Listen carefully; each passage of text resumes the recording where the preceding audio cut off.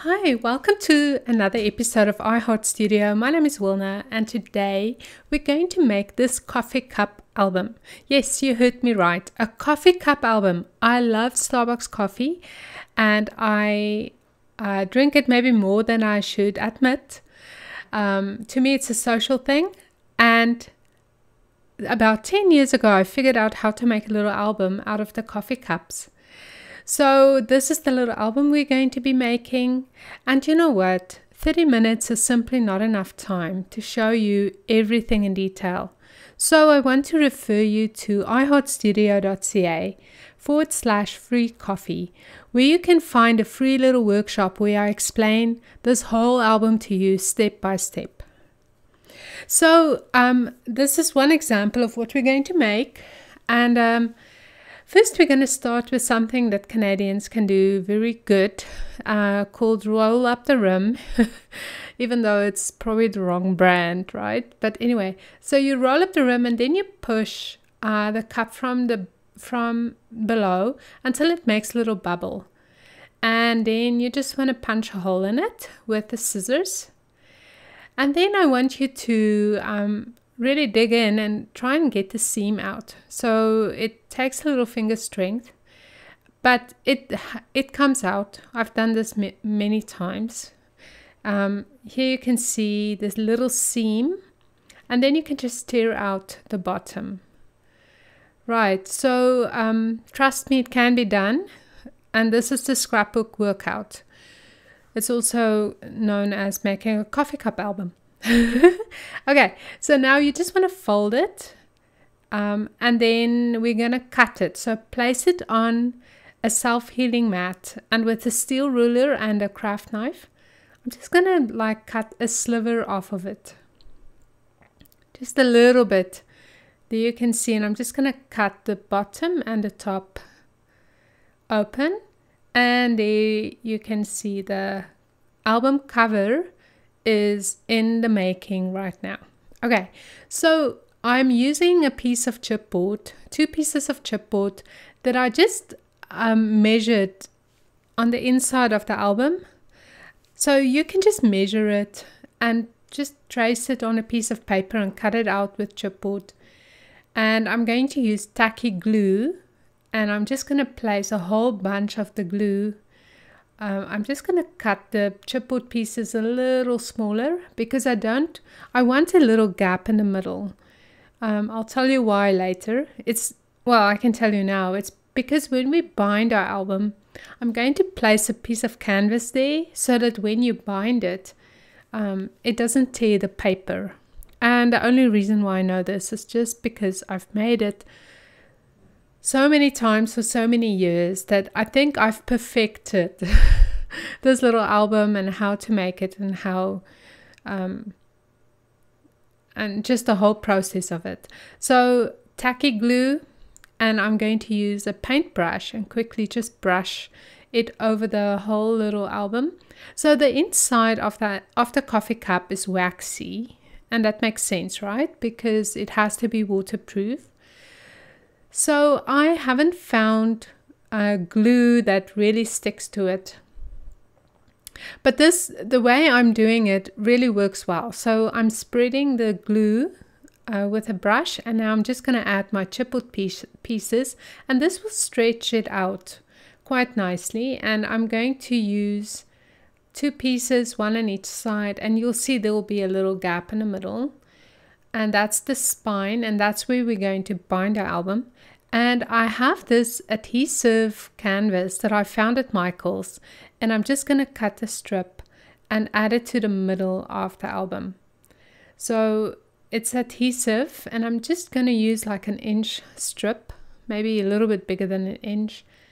And I'm just going to peel off the stickiness, and then I'm just going to stick it in the middle, and then I'm going to put a heavy book on this whole thing so that it can dry and it stretch it out. So that's kind of important. It can only be like 20 minutes that you need to put the book on, but it helps a lot. So this is step 1, is just to get your album stretched out And now I'm just going to put the book away, and then we're going to start working with the inside pages. So we're going to use 3 pages, and I'm going to paint them on both sides. So when you go to iheartstudio.ca/free coffee, there's a template in the classroom that you can use to trace your pages, and I used a thick watercolor paper. So it's watercolor paper, and this is cleared gesso, and I'm just going to use a tiny bit on each page, and I'm going to just scrape it off, almost like I do with my art journals, just to create a little bit of a barrier between the paper and the media. And I'm doing this on both sides simply because I am going to paint on both sides. So I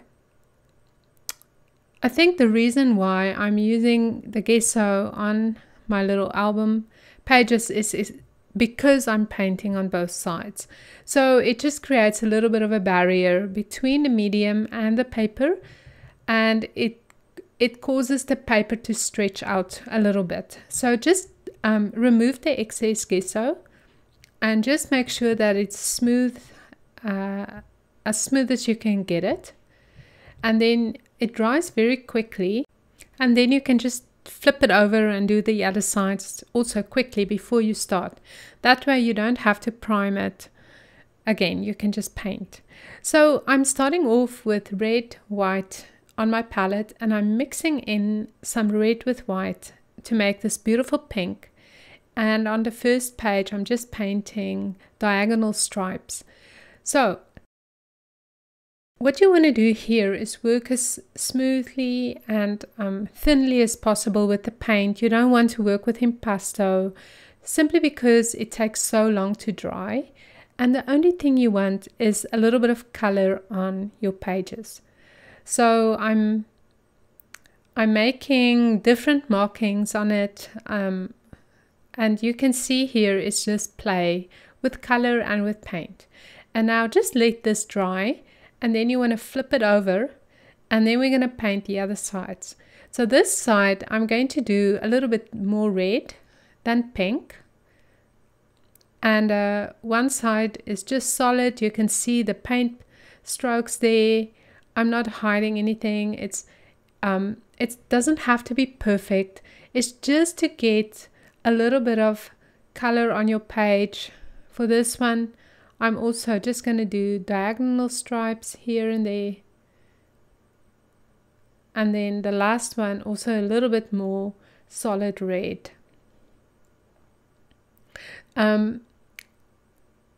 The thinner you work, the quicker it will dry and the quicker you can move on. So the reason why I'm turning over my page is because I have experienced that when you paint 6 different pages, like the ones that I teach actually in the workshop on iHeartStudio, you can actually see there that this is gold paint, and that's our next step. We're going to work with gold paint and dab the gold paint on the pages through a stencil with a dabber. And this is just Liquitex gold ink, and I'm just going to add a couple drops of that. And that's just going to make it a little bit shinier. Or maybe it doesn't. I don't know. I don't think I could really see a difference. So now I'm just mixing in the ink with a paint dabber. A paint dabber is just this little sponge that you can use to dab the paint through, like I'm doing there. But the reason why I decided to just use 3 pages that I flip over is because it binds so much easier than the ones that I show actually on my website. The workshop there is a little bit more extensive, but a little bit more complicated. I think this is a way easier way to make these little albums. I should actually update it. But you know what? I think once you've seen it, you'll do it this way. But there's some other steps that I teach on there. So because it's very hard to show the whole process only in 30 minutes. Okay, so I'm dabbing a little bit of gold through stencils, and now I'm just doing the other side again. So that's how simple, easy this whole thing is. It's a lot of fun to make. And you know what? You can actually make cards, you can make tags in the same manner.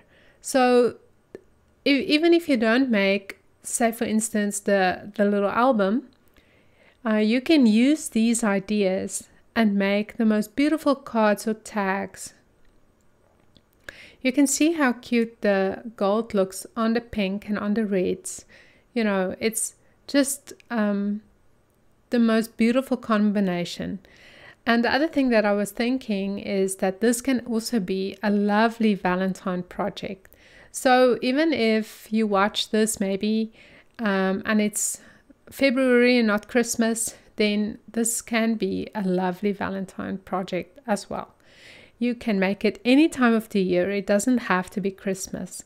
But I think the stars and the gold and the reds really makes it very festive. You can see there on the left-hand side of the screen some little illustrations. And I created those especially for this, this little album. So I'll show you that later. So getting back to the cover, I am just quickly going to show you how we are going to finish it up. And I'm using double-sided tape on the chipboard, just a few lines here and there. And I'm taking ribbon and upside down, I'm going to stick it down. And this is what we're going to use to, I'm just making sure it's on the same length. And now I have 2 pieces of polka dot paper that I cut exactly as big as I did the chipboard, and now I'm just going to stick it over the ribbons, and you can see that the ribbons are upside down so that when you close it, it's right side up. And the polka dot papers are just a little bit too big, so I'm just trimming a small piece away on either side very lightly. I'm just scoring the paper with my craft knife, so you don't want to like dig into that because you're going to cut through everything. Right, and this is the, and now I'm just quickly going to run it through my sewing machine, and I'll show you that in a second. And then in the next segment, I'm going to show you how to finish the album. So here you can see I just sewed around the edges. It looks neat and tidy, and now we're ready to go.